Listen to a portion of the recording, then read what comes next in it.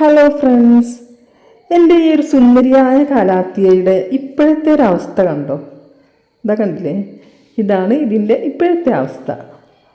ഇതെന്താണെന്ന് വെച്ചാൽ ഇതിൻ്റെ ഇലകളെല്ലാം ഇതുപോലെ യെല്ലോ കളറിൽ വന്നിട്ട് കുറേ ഇലകൾ ഞാൻ കട്ട് ചെയ്തിട്ടു. പക്ഷേ പിന്നെയും ഇതുപോലെ ഇങ്ങനെ വന്നപ്പോൾ ഞാനിതൊന്ന് റീപോർട്ട് ചെയ്യാമെന്ന് വിചാരിച്ചു.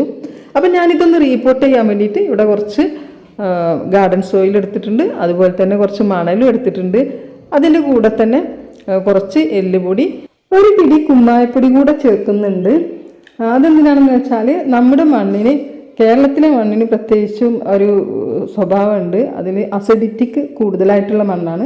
അപ്പം അതെല്ലാം ഒന്ന് മാറിക്കിട്ടാൻ വേണ്ടിയിട്ടാണ്.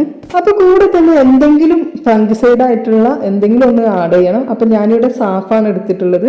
ഇതെല്ലാം തന്നെ ആവശ്യമാണ്. എന്നിരുന്നാലും ഇത് ഒരുപാട് കൂടിപ്പോയാൽ നമ്മുടെ ചെടികൾക്കെല്ലാം ദോഷം ചെയ്യും. ഈ പീക്കോക്ക് കാലാത്തിയ ഞാൻ ബുഷി പോട്ട് തന്നെ വാങ്ങിച്ചതായിരുന്നു കേട്ടോ. നല്ല അടിപൊളിയായിട്ട് നല്ല ഭംഗിയുണ്ടായിരുന്നു കാണാൻ കേട്ടോ. വളരെയധികം കെയറിങ് ആവശ്യമായിട്ടുള്ള ഒരു പ്ലാന്റ് തന്നെയാണ് കാലാത്തിയ. നമ്മൾ ശ്രദ്ധിച്ചില്ല എന്നുണ്ടെങ്കിൽ നമ്മൾക്ക് ആ പ്ലാന്റ് തന്നെ നഷ്ടപ്പെട്ടു പോവും. അപ്പോൾ ഇവിടെ ഞാൻ ഇത് ശ്രദ്ധിച്ചില്ലായിരുന്നെങ്കിൽ ഒരുപക്ഷെ ഇത് മൊത്തത്തിൽ നശിച്ചു പോയേനെ.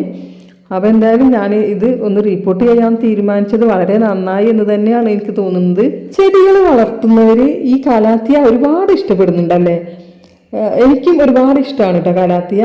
അഗ്ലോണിമ അതുപോലെ തന്നെ കാലാത്തിയ, ഈ രണ്ട് വെറൈറ്റീസാണ് എനിക്ക് ഇലച്ചെടികളിൽ ഏറ്റവും കൂടുതൽ ഇഷ്ടം. അതുപോലെ തന്നെ എല്ലാവർക്കും ഇഷ്ടമാണ് ഈ ഒരു പ്ലാന്റ് എന്ന് പറയുന്നത്.